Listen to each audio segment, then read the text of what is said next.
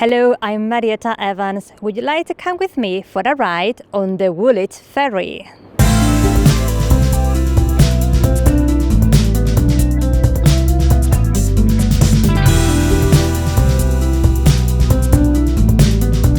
The Royal Victoria Gardens is an ideal spot from where to watch the Woolwich Ferry crossing from shore to shore. So my last question is about the Woolwich Ferry, which is a very important boat, and it's very important because people use it not only to go from A to B. There were complaints that it was too hard to get from one side of the river to the other in the East End, while the West End had lots of bridges, free passage across the river.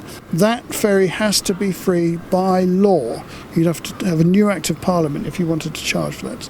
So, what people remember is the paddle steamers, which were a way of life. It wasn't just a ferry service. It wasn't just bringing people backwards and forwards.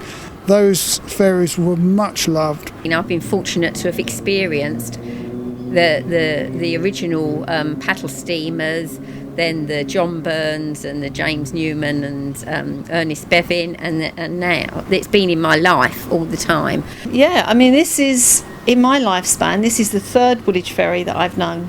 Because kids used to spend all day going backwards and forwards on that ferry just because they could. The boilers were warm. People used to go and sit on that ferry next to the boilers to stay warm in winter. 8, 9, 10 going across on the ferry, you would keep on it hours. They didn't sort of a message comes up now, you've got to get off to get back on, but you could actually, we'd play hide and seek down there, there were so many nooks and crannies down there and alleyways and whatever and all that. We would play for hours on the ferry, as I say, playing hide and seeks, and all this. You could leave your bike over one side, and that's what we used to do. Used to be about 3, 4, 5 of us, leave our bikes over this side of the water, and God knows how many times we'd go backwards and forwards, playing hide and seek. The first one that we had when I was a kid had these huge big, I don't know what you call them, we used to call them arms, where you could go and see the engine, and we used to go and sit on top of the boiler, and we would spend hours and hours going backwards and forwards on the ferry, because no one counted you on, no one counted you off.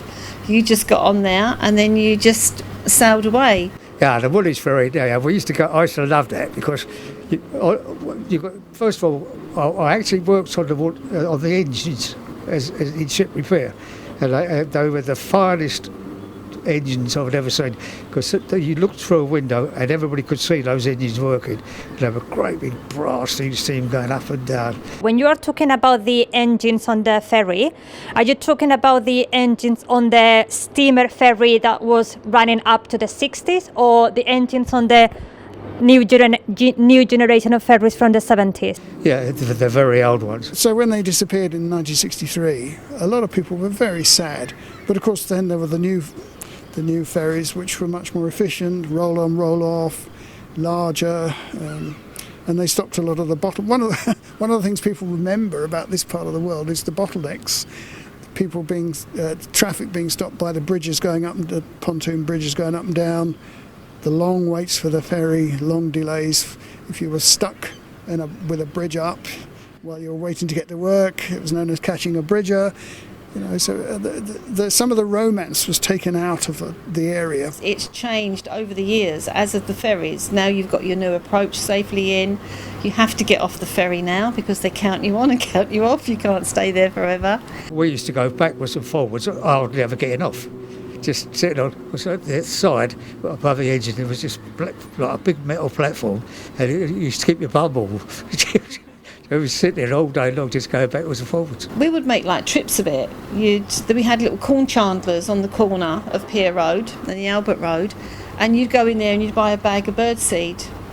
And no one told you off, but you'd sit on there and you'd have your birdseed. You'd be feeding the pigeons, and the pigeons would all be walking around as people were all around. And it's just been part of our life to have the ferry there. I took my own children, and in fact my eldest son, when we lived in North Woolwich, I would take him over on the ferry boat, and I used to have a big Silver Cross pram. You didn't have buggies then, so you have to stay on the top deck with the cars, with the vehicles, because you couldn't get down the stairs. And he used to love the ferry, going on the ferry, and in fact his first words were, "That's your lot." Because when as they closed the boat before it went off, over the speaker, the man would say, "That's your lot, we're moving on now." And we always laughed that Will's first words were, "That's your lot."